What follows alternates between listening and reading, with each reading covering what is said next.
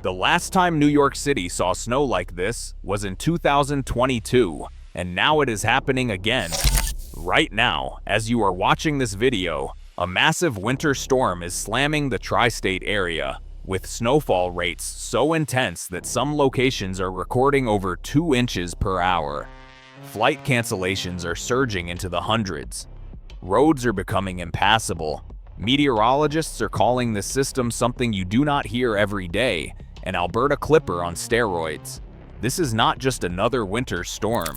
This is the most significant snowfall event New York City has experienced in over 2 years, and it is unfolding at the worst possible time, right in the middle of post-holiday travel chaos.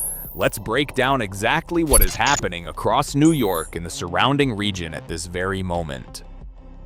A powerful winter storm began its assault on the tri-state area Friday evening, and it is not letting up. The system moved in quickly after sunset, transforming from scattered flurries into a full-blown blizzard in a matter of hours. By 7 p.m. Friday night, the worst conditions had already begun. Here's what makes this storm particularly dangerous.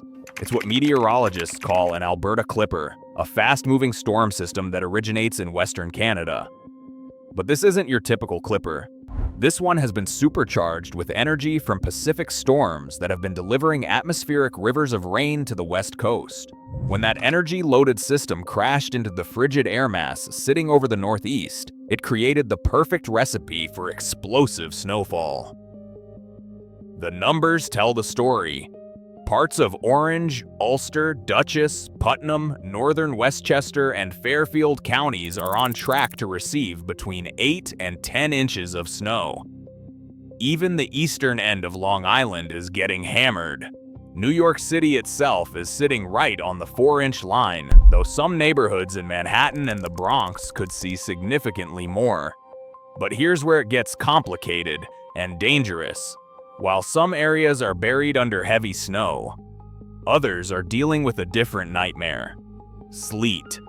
That mixture of snow and sleet has held down accumulation totals in parts of New York City and in areas to the south and west, particularly across central New Jersey.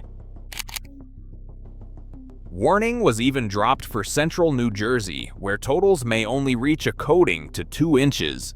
This variability makes the storm unpredictable and treacherous. One neighborhood might have 8 inches of powder, while another just miles away struggles with icy sleet that makes every surface a skating rink.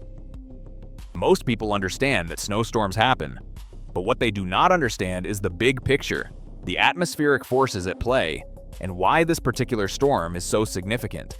Let me give you the context that news headlines usually skip. First, winter storm warnings have been issued for 23 million people across the Northeast. That is not just New York City, that is the entire tri-state area and beyond. When warnings cover populations of that size, meteorologists are seeing something genuinely dangerous. Second, the snowfall totals forecast for this event, potentially 6 to 9 inches in the hardest hit zones, have not been seen in New York City since 2022. For perspective, that was the last time the city experienced a storm system with this level of intensity and widespread impact. Inches remain higher than typical for recent storms. Third, the snowfall rates during the peak hours of this storm reached 2 to 2.5 inches per hour. Let that sink in. That is not steady snow. That is a complete whiteout. Visibility drops to near zero and roads become undrivable in minutes, not hours. The storm began developing Friday evening and became heavier overnight as cold air locked into place across the region. By late Friday night into early Saturday morning, conditions reached their most intense point. One final burst of heavy snow was expected to dump an additional 1 to 4 inches across northern and eastern parts of the tri-state area until about 2 in the morning Saturday. The timing could not be worse. This is happening during one of the busiest travel weekends of the year. Millions of people are trying to return home after Christmas celebrations. Families are stuck.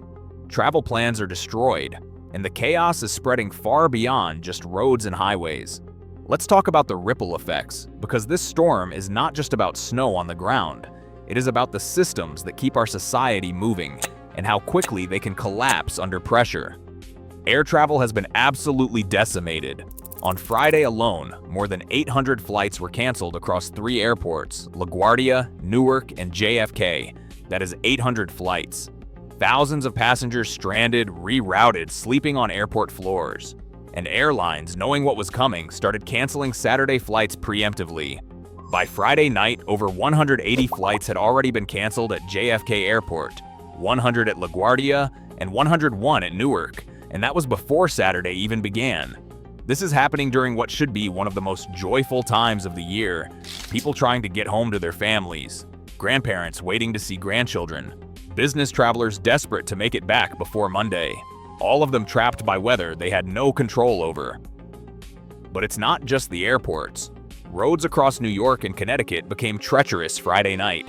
Snow-covered highways, reduced visibility, slower travel times, everything you'd expect from a major winter storm, but compressed into just a few intense hours. Major highways that normally flow smoothly ground to a crawl. Local roads became impassable. Public officials have been urging residents to avoid unnecessary travel, especially overnight. By Saturday morning, untreated roads and sidewalks remained hazardous even after the heaviest snow tapered off. The cold air lingering behind the storm means this snow is not melting quickly. What falls tonight could stick around through the weekend, especially in shaded areas and spots that have not been plowed. States of emergency were declared in New York and New Jersey as authorities scrambled to coordinate snow removal, emergency services, and public safety responses for millions of residents. Now, here's where this story gets really interesting and a little unsettling. This is not just a random storm that happened to hit the Northeast. This is part of a much larger atmospheric pattern playing out across the entire continental United States right now. Remember how I mentioned those Pacific storms earlier? Let me explain what's really happening. Right now, warm, moisture-rich air is traveling all the way from near Hawaii toward the California coast. This is not just rain, it is what meteorologists call an atmospheric river. Think of it as a massive conveyor belt of moisture in the sky, thousands of miles long and hundreds of miles wide, carrying as much water as some of the world's largest rivers. That atmospheric river has been pounding the West Coast with torrential rain, triggering flooding, mudslides, and dangerous conditions from San Diego all the way up to Oregon and Washington. But here's the connection most people miss. That same energy and that same atmospheric instability gets picked up by storm systems moving east across the country. When an Alberta Clipper dropped down from Canada and encountered that Pacific energy, it became supercharged. Then, as that energized system raced toward the East Coast, it ran headfirst into a wall of Arctic air sitting over the Northeast. Cold air, a moisture-laden storm, perfect collision. The result? Explosive snowfall rates, rapid accumulation, and a storm system that meteorologists described as operating at a level of intensity we rarely see. This is important because it reveals something crucial. Weather events across the country are not isolated. What is happening in Los Angeles affects what happens in New York. Pacific atmospheric patterns influence Atlantic weather systems. Everything is connected. So the big question everyone is asking, what happens next? By late Saturday morning, most locations across New York and Connecticut should see conditions improve. The snow will taper off from west to east and visibility will gradually return. But do not be fooled, the danger is not over just because the snow stops falling. Cold air is settling in behind this storm system, and it is sticking around through the weekend. That means any snow that fell overnight is not melting quickly. Roads that have not been treated will remain slick. Sidewalks will stay icy. Black ice becomes a serious concern, especially on bridges and overpasses where temperatures drop faster. Meteorologists are warning residents to remain alert because small shifts in storm tracks can still influence final snowfall totals. Weather is dynamic. It does not follow neat, predictable lines. A shift of just 20 or 30 miles in a storm's path can mean the difference between 4 inches and 8 inches for millions of people. But here is the deeper question scientists are asking. Are events like this becoming more common? The short answer is complicated. Climate change does not make it snow more. In fact, warmer winters generally mean less snow overall. But what it does do is make extreme weather events more volatile. Atmospheric rivers become more intense. Temperature contrasts become sharper. When conditions align for a major storm, those storms can become supercharged in ways they would not have in previous decades. We are living in an era where the atmosphere holds more energy and more moisture. That means when storms develop, they have more fuel to work with. The result is not necessarily more frequent snowstorms, but potentially more explosive ones when conditions are right. Let us talk about what people affected by this storm or future storms like it need to know. If you are in the path of this system or any major winter storm, here is what officials recommend. First, avoid unnecessary travel. It sounds obvious, but every major storm sees people who think they can make it. Do not be that person. If you do not absolutely need to be on the roads, stay home. Second, if you must travel Saturday morning, allow extra time for your commute. Significantly extra time. Roads will be slower than usual even after plows have gone through. Third, prepare for snow-covered sidewalks and driveways. Have supplies ready before the storm hits. Shovels, salt, sand, whatever you need. Trying to buy supplies after a storm warning is issued means dealing with empty shelves and long lines. Fourth, monitor local weather updates constantly. Forecasts change. Warnings get updated.